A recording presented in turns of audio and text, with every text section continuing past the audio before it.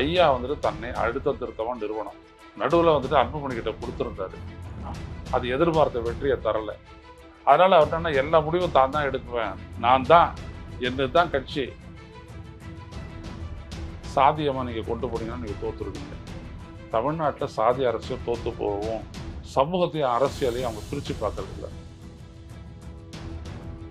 நீங்க வந்து 10.5 கொடுக்க வரேன் சொன்னீங்க, ஏன் கொடுக்கல? ஆரம்பத்துல கொடுக்குறேன்னு சொன்னீங்க, அதுக்கப்புறம் மனம் மாறிட்டீங்க அப்படின்னு ரொம்ப திமுகவை கிரிட்டிசைஸ் பண்றாருல, இதை எப்படி புரிஞ்சுக்க வேண்டியது? அதான் சொன்ன ஒரு வன்னிய பெருமக்களினுடைய அரசியல் புரிதலை வந்துட்டு ஐயா புரிஞ்சுக்கிட்ட அளவுக்கு ஒரு புரியல. அடுக்குமுறையில வசனம் பேசுனா, சினிமா டயலாக் பேசுனா அவங்க பின்னாடி போறீங்க அப்படின்ற இதை சொல்றாரு. அதெல்லாம் சும்மா பேச்சு. இல்ல, இங்க விட்டு போயிட்டீங்க, மற்ற கட்சிக்கு போயிட்டீங்கன்றாரு.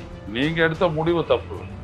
நீங்க பிஜேபியோட போனாங்கன்னா உடனே உங்க கூடயே வர்றதுக்கு அவங்க ஆட்டு மந்தையா? அது முன்னாடி கூட்டணியை தீர்மானிக்க போறது ஐயா சொல்லிட்டாரு, நீ கிடையாது. நீ எல்லாம் நீ எதுவும் பண்ண வேணாம், வேற குடிப்பற சொல்றது, நீ எல்லாம் பண்ண வேணாம். அது ஒண்ணு. கட்சியை பொறுத்த வரைக்கும் நான் நிர்ணயிக்கிறது தான் கட்சி. அல்லது திமுக அதிமுக இல்லாத வேற அணி அப்படின்ற ஒரு ஆப்ஷன்ல இருக்காங்களா? அந்த மாதிரி ஒரு ஆப்ஷன் தான் அவனுக்கு ஃபெயிலியர் ஆகி போச்சு. ஆனா இவரோட சேர்ந்துட்டாருன்னு வச்சுக்கோங்களேன், நாம் தமிழர் இந்த ஆன்டி எஸ்டாப்ளிஷ்மெண்ட் அப்படின்றது ஓட்டு ஆட்சிக்கு இப்படி ஸ்டாண்ட் பண்ணாரு. என்னைக்குமே வந்துட்டு ராமதாஸ் ஐயா மேல வந்துட்டு சீமான் பாய்ந்ததே கிடையாது. விஜய் 30 எம்எல்ஏ ஜெயிச்சாருன்னா நிச்சயமா வரும்பா.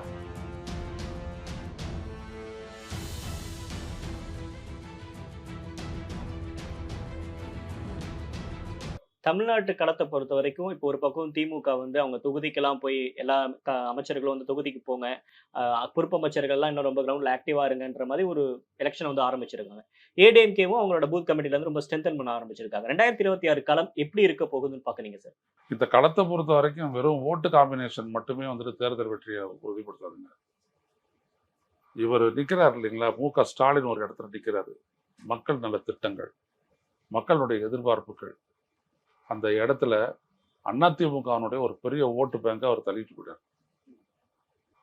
இதை புடுங்காம எதிர்கட்சியா போட்டு, அதாவது அதை மீட்காம எதிர்கட்சியா நீங்க எத்தனை கூட்டணி வச்சாலும் ஒன்றும் ஜெயிக்க முடியாது.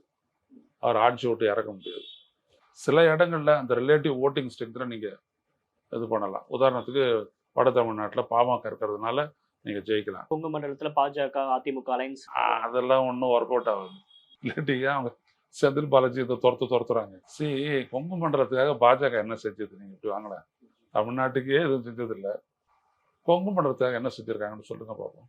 நீங்களும் ஒரு பத்திரிகையாளர், நானும் ஒரு பத்திரிகையாளர், சொல்லுங்களேன் நீங்க பார்ப்போம். ஜிஎஸ்டி விடயத்துல வந்துட்டு மிகப்பெரிய பாதிப்பு கூட்டலானது கொங்கு மண்டலம் தான். திருப்பூர், ஈரோடு, கோயம்புத்தூர் பெரிய இண்டஸ்ட்ரியல் பெல்ட் எக்ஸ்போர்ட்டர்ஸ். நீங்க பாருங்க, நலிவடைந்த தொழிற்சாலைகள் அதிகம் இருக்கிறது இந்த பெல்ட்ல தான். எந்த இடத்துல பாஜக மோடி அரசு அவங்களுக்காக துணை நின்றது சொல்லுங்க பார்ப்போம். தமிழ்நாடு அரசு நின்று அளவு கூட அவன் நிக்கலைங்களாங்க. ஒரு இந்திய ஒன்றிய அரசா இருந்துட்டு எவ்வளவு பாதிப்பு ஏற்பட்டு ஜிஎஸ்டியில். அவங்க வந்துட்டு வியட்நாமோடையும் மற்ற நாடுகளோடையும் பங்களாதேஷோடையும் முட்டுறாங்க. அயல்நாட்டில் போட்டி எந்த இடத்துல உதவும் நாங்கள் சொல்லுங்க பார்ப்போம். நிர்மலா சீதாராமன் வந்தபோது அதானே கேட்டாங்க. மோடியை பொறுத்த வரைக்கும் அவங்க ஒரு கார்பரேட் அரசியலுக்கானவங்க, மக்களுக்கான அரசியலே அவங்களுக்கு கிடையாது. பட் ஆனா அதிமுக பாஜக கூட்டணி அமைஞ்சது அப்படின்றது திமுகவை பதற்றப்படுத்தி இருக்குன்னு எடப்பாடி பேசுறாரு. அவர் அப்படித்தான் பேசுவார். மெகா கூட்டணி, திமுகவை விடுத்த மெகா கூட்டணி தேவைன்னு இன்னும் பேசிட்டு இருக்காரு. பிஜேபியோட போதும் சொல்லுங்க. இந்த கூட்டணி இன்னும் நிறைய கட்சிகள் வரும்ன்றாரு. வந்தாதான் மெகா கூட்டணி வந்தாதான் கொஞ்சமாவது கெட்ட போயிட்டு நெருங்கி ஸ்டாலினுடைய ஷோல்டர்ல உரச முடியும், இல்லாட்டியும் முடியாது. பட் ஆன்டி இன்கம்பன்சின்றது இருக்கதானே சார் செய்யுது. ஆன்டி இன்கம்பன்சி இருக்கு, நிறைவேற்றாத வாக்குறுதிகள் இருக்கு. ஆன்டி இன்கம்பன்சி இருக்குங்க. ஆன்டி இன்கம்பன்சியோட ஒரு பர்சன்டேஜ் எவ்வளவு இருக்கும்? ரொம்ப கம்மியா தான் இருக்கும். அதுதான் இங்க ரொம்ப முக்கியம். அதை ரியலைஸ் பண்ற அளவுக்கு அதிமுக இருக்கா? பாஜக விட்டுருங்க, அதிமுக இருக்கா? பட் அவங்களும் இப்ப ஒவ்வொரு மாவட்டத்திலையும் கூட்டம் போடுறாங்க. டிஎம்கேவோட மைனஸ் ஒரு தலைமை, ஒரு மக்கள் கிட்ட செல்வாக்கு பெற்ற தலைமை இருந்த ஒரு கட்சி அதிமுக. எம்ஜிஆரும் ஜெயலலிதாவும். இப்ப எடப்பாடி பழனிசாமி அவர்கள் வந்துட்டு நீங்க அப்படி சொல்ல முடியுமா? அவர் ஒரு மக்கள் தலைவர் எமர்ஜி அவர். நான் சொல்ல வரேன், நீங்க புரட்சி தமிழர் தான் டைட்டில் கொடுத்துங்க. அவர் ஒரு மக்கள் தலைவராக எமர்ஜி ஆகல. ஆனால் ஸ்டாலின் இன்னைக்கு தமிழ்நாட்டில் மக்கள் தலைவர். அதிருப்தி எல்லாம் இருக்குது, ஆனால் மக்கள் தலைவர். அவ்வளோதான். அதுதான் அவர் கான்சென்ட்ரேட் பண்றாரு. ஒரு நாள் நீங்க பாருங்க, ஸ்டாலின் வந்துட்டு பாசிட்டிவா தன்னை இந்த அரசை பத்தி, இந்த ஆட்சியை பற்றி, தன்னை பற்றி இறக்கிக்கிட்டே இருக்கிறார். இவங்க பாஜக வெறும் அட்வர்டைஸ்மெண்ட் மட்டுமே கொடுத்துட்டு இருக்கிறாங்க, ஸ்டாட்டிஸ்டிக்ஸை மட்டுமே பேசிட்டு இருக்கிறாங்க. அதிமுக என்ன இருக்குது, ஒரு குறை சொல்ற அரசியல் பண்ணிட்டு இருக்காங்க. அவ்வளவுதான். என்ன பண்ணணும்னு நினைக்கிறீங்க சார் அதிமுக? அதிமுக முதல்ல தன் அளவில் பலப்பட்டிருக்கணும். மக்களவை தேர்தலில் அவ்வளவு பெரிய தோல்வி அடைஞ்சிட்ட உடனே, 7 இடங்களில் டெபாசிட் இழந்துட்ட உடனே, பல இடங்கள்ல வந்துட்டு ரொம்ப பின்னுக்கு போனதுக்கு அப்புறம் எல்லாரையும் இழுத்து போட்டு கட்சியை பலப்படுத்திருக்கணும். அதை தவற விட்டாரு. இன்னைக்கு உங்களுக்கு ஒரு கொக்கியை போட்டு இழுத்து, தூண்டலை போட்டு இழுத்து வச்சு பிடிச்சிக்கிட்டு, நான் நினைச்சதான் உனக்கு ரெட்டையில இலையின் மீது தாமரை மலரும் அப்படின்றாரு. என்ன அர்த்தம் அது? உனக்கு இலை கிடைக்கணும்னா தாமரையோட நீ முத்துக்கிட்டாதான் சரியா போச்சு. இப்ப அதிமுக அலைன்ஸ்ல நம்ம யார் அந்த யாரெல்லாம் அட்வான்டேஜ், ஒரே அட்வான்டேஜ் என்னன்னா, பாஜகவோட அதிமுக அலையன்ஸ் சேர்த்தோட ஒரே அட்வான்டேஜ் என்னன்னா, இவிஎம் அட்வான்டேஜ் தான், தேர்தல் ஆணைய அட்வான்டேஜ் தான், தேர்தல் மோசடி அட்வான்டேஜ் தான், வேற எதுவும் கிடையாது. இப்ப இன்னொரு பக்கம் சார், தமிழக வெற்றி கழகம் அப்படின்னு ஒரு கட்சி இருக்கு. அவங்களும் பூத் கமிட்டி மாநாடெல்லாம் கோவையில் நடத்தி முடிச்சாங்க. நீங்களும் அதெல்லாம் பார்த்திருப்பீங்க. இன்னும் அடுத்து வந்து சுற்றுப்பயணம் அப்படின்லாம் அவர் ஒரு பிளான்ஸ் வச்சிருக்காரு.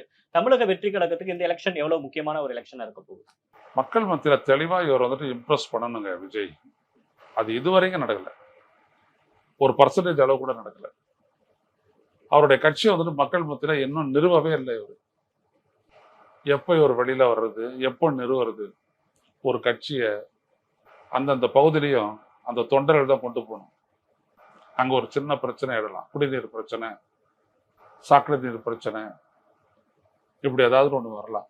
அதை முன்னின்று போய் போராடக்கூடிய அளவுக்கு ஒரு அரசியல் வல்லமை அந்த அந்த அந்த இருக்கக்கூடிய கிளை கழகத்துக்கு இருக்கணும், தமிழக வெற்றி கழகத்துக்கு இருக்கணும். அப்படி உருவாகியிருக்கா? அப்படி ஒரு ஃபோக்கஸ் கொடுக்க விஜய்க்கு தெரியல, அது வேற.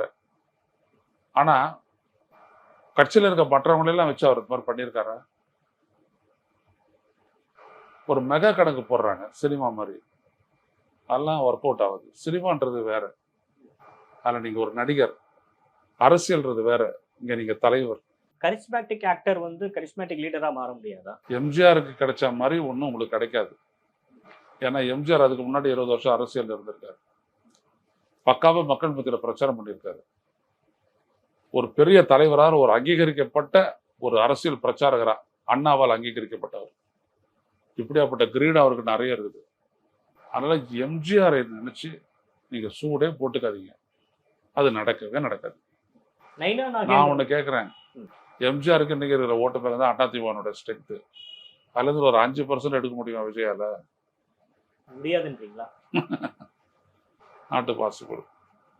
இன்னொரு பக்கம் விஜய்க்கு இருக்கிற மிகப்பெரிய பிளஸ் என்னன்னா, இந்த 2002K பர்த், 2000க்கு அப்புறம் பிறந்தவங்க, அவங்க கிட்ட விஜயோட செய்தி, விஜயோட பேச்சு நல்லா போகும், ஒரு ஃபேவரட் அப்படின்ற அடிப்படையில். ஆனா அது ஒரு சிந்திக்கக்கூடிய பாப்புலேஷன் தான். நீங்க பாலிடிக்ஸை நல்லா பண்ணீங்கன்னா அது உங்களுக்கு ஒரு பெரிய ஸ்ட்ரென்த் ஆகும். இல்லாட்டி தேர்தலை கைவிட்டுருவாங்க. இன்ன வரைக்கும் விஜய் மீது நம்பிக்கை வரலன்றீங்க மக்களுக்கு? இல்ல. இன்னொரு பக்கம் நைனா நாகேந்திரன் சொல்றப்ப விஜயும் நம்ம பக்கம் வரணும் அப்படின்ற மாதிரி ஒரு பக்கம் ஒரு பேசுறாரு. ஒரு பேச்சுவார்த்தை நடக்குதா? சூசைடல் முடிஞ்சு போயிடும். விஜயனுடைய பலமே வந்துட்டு கொள்கை எதிரி பிஜேபி, அரசியல் எதிரி திமுக அப்படின்றத அவருடைய கட்சியினுடைய ஒரு பலம். நல்லா தான் கணக்கு போட்டாங்க, கணக்கு தான் அது. கொள்கை எதிரின்னு பாஜகவை சொல்லிட்டு பாஜக எப்படி கூட்டணி போக முடியும்? திமுக எதிரின்னா அதிமுக இயல்பாக உனக்கு எதிரி தான். அங்க நீங்க என்ன பண்ணீங்க? இது ரெண்டுத்தையும் மக்கள் பார்ப்பாங்க. நீங்க தனிச்சுதான் என்ன ஆகணும், பெரிய ஃபோர்ஸா வெளில வரணும். ஆனா பெரிய ஃபோர்ஸா நீங்க காட்டிட்டு ஃபோர்ஸ்ஃபுல்லா செயல்படல, இதுதான் அவருடைய பிரச்சனை. பட் ஆனா கொள்கை வேற, கூட்டணி வேற அப்படின்னு தானே சார் எல்லாருமே பேசுறாங்க. போயிட்டு சேர்ந்து பாருங்க, பிஜேபியோட கொள்கை வேற கூட்டணி வேற அப்படின்னோம்னா ஏன் ராமதாஸ் வந்துட்டு வேணான்றாரு? ஒர்க் அவுட் ஆகாது, ஓட்டு போட மாட்டாங்க. நீங்க வேணா பிஜேபியோட போய் பாருங்க, அதோட மூடிக்கிட்டு நீங்க 70வது படத்துக்கு அக்ரிமெண்ட் போட வேண்டியதுதான். ஐயா, ஒரு அரசியல்லையும் கொள்கை இருக்கும். வெற்றிக்காக தான் கூட்டணி. மக்கள் ஏற்றுக்கணும்ல.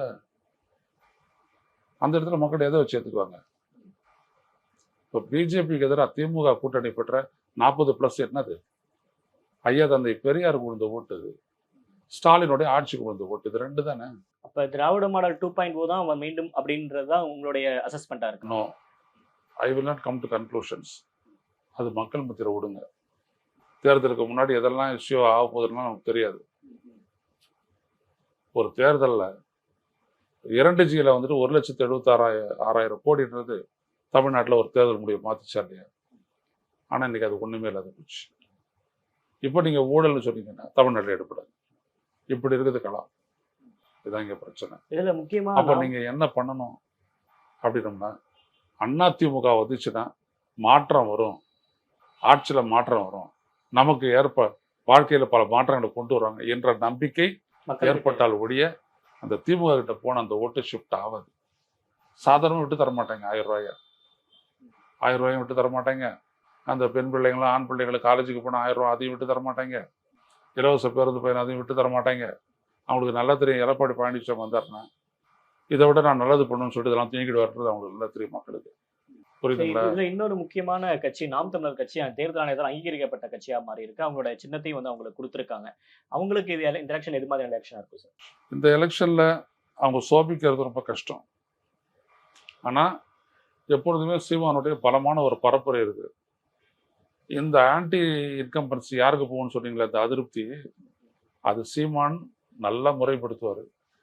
ஒருவேளை அவர் வந்துட்டு விஜயோட சேர்ந்துட்டாருன்னு வச்சுக்கோங்க, ரொம்ப நல்லாவே அது ஒர்க் அவுட் ஆகும். நல்லாவே ஒர்க் அவுட் ஆகும் மீன்ஸ் பாசிட்டிவ் சைன்ல சொல்றீங்களா? பாசிட்டிவாக தான். ஏன்னா இவங்களுக்கு இருக்கக்கூடிய மக்கள் சீமானுக்கு இருக்கக்கூடிய பேச்சாற்றல், பரப்புரை ஆற்றல், அந்த தம்பிமார்களுடைய ஊக்கம், அது எல்லாம் சேர்ந்து தமிழ்நாட்டில் வந்துட்டு இப்படி கூட மாறலாம். திமுக வர்சஸ் தாவாக்கா அப்படின்னு ஆயிடலாம். விஜய் சொன்னார்ல, அப்படி கூட ஆயிடலாம். அதை பண்ணக்கூடிய பலம் வந்துட்டு கட்டாயம் சீமானுக்கிட்ட தான் இருக்கு. சீமான் எடுக்கக்கூடிய ஆன்டி டிஎம்கே ஸ்டாண்டு தான் இருக்கிறதுலே பவர்ஃபுல். ஆனா அவர் எடுத்த கொள்கை ஸ்டாண்டு தான் அவருக்கு நெகட்டிவானது. பெரியார் மேல நம்பிக்கை வச்ச ஒரு பையன் சீமான் பக்கம் வர மாட்டான். ரைட்டுங்களா? அதே மாதிரி இந்த கீழே இருக்கக்கூடிய மக்கள் வந்துட்டு ஒருபோதும் நாம் தமிழர்கிட்ட போக மாட்டாங்க. அது கூட கொஞ்சம் எபோ மேலே இருக்கக்கூடியவங்க தான், வறுமை கோட்டிற்கு மேலே, தொழிலாளர்களுக்கு மேலே அப்படின்றவங்க தான் பாட்டாளி இவருக்கு சீமானுக்கு ஓட் பேங்க். அவ்வளோதான். நல்லா யோசிங்க. அதிமுக எதை நம்புது? ஆன்டி டிஎம்கே ஓட்டு பேங்க். ஆமா. ரெண்டாவது அவங்களுடைய ஓட் பேங்க். அவங்களுடைய ஓட் பேங்க் பாரம்பரியம் அப்படிதான் நடக்குது. திமுக எதிர்ப்பு, அதிமுக ஓட்டு. நான் இஸ்தரிக்கு போல ஓட் பேங்க், இவங்களுடைய ஓட்டு பேங்க் இன்னைக்கு சரிஞ்சிருக்கா இல்லையா? மிகப்பெரிய சரிவை சந்திச்சிருக்கு. கிட்டத்தட்ட வட தமிழ்நாட்டில் தென் தமிழ்நாட்டிலையும் அதிமுக மிகப்பெரிய அளவுக்கு அடி வாங்கியிருக்குது. பிஜேபினால அதனுடைய ப்ராஸ்பெக்ட்ஸ் உயர போறதில்லை. பாமக வரணும் அவங்களுக்கு, டிவிகே வரணும் அவங்களுக்கு, 2 வரல.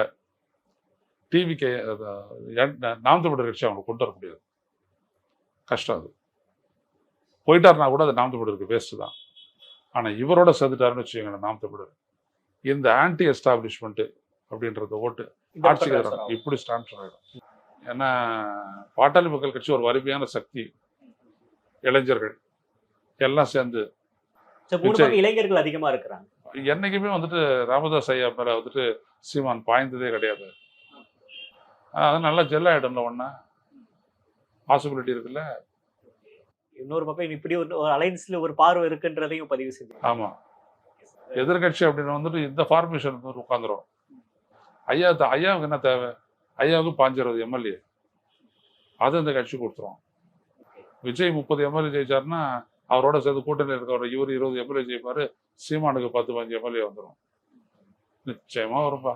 பட் ஆனா இது வந்து அதாவது அதிமுக தான் இந்த ஒரு அலைன்ஸ் வந்துச்சு அப்படினா சரி அதிமுக. சரி, இந்த விஜய்க்கு ஏற்பட்ட அந்த எழுச்சியோடு கூடிய அந்த ஆதரவு காரணமே அதிமுகனுடைய பலவீனப்பட்டு போனதுதான்.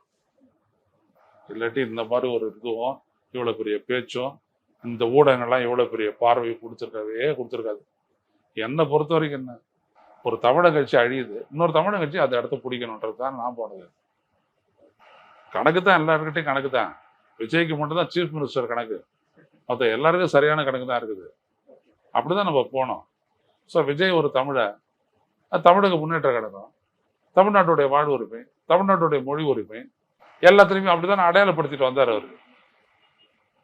அதுக்கப்புறம் என்ன செய்யறாரு அது வேற கதை. அப்படிதானே வந்தார், நீட் இந்த மாதிரி எல்லாத்துக்குமே வந்தார்ல. இதுதான். ஸோ இப்போ இதை ரீஅசெப்ட் பண்ணி விஜய் எமர்ஜ் ஆனார் அப்படின்னோம்னா, அவருக்கு அவருடைய அண்ணன் துணை புரிஞ்சார் அப்படின்னோம்னா, ஐயா அவன் வந்துட்டார் அப்படின்னோம்னா, தமிழ்நாட்டு அரசியல் சுவாரஸ்யமாகும். ஆனா இதெல்லாம் வித்தியாசம் தான், இப்படியெல்லாம் நிகழ்ன்றது வித்தியாசம் தான். ஆனா ஐயாவுடைய ஃபர்ஸ்ட் சாய்ஸ்னும் அண்ணா டிஎம்கேயோட அலைன்ஸ் போறது தான். ஓகே சார், நிறைய விஷயங்கள் பகிர்ந்துக்கிட்டீங்க. உங்க கருத்துக்கும் நேரத்துக்கும் நன்றி. தேங்க்யூ.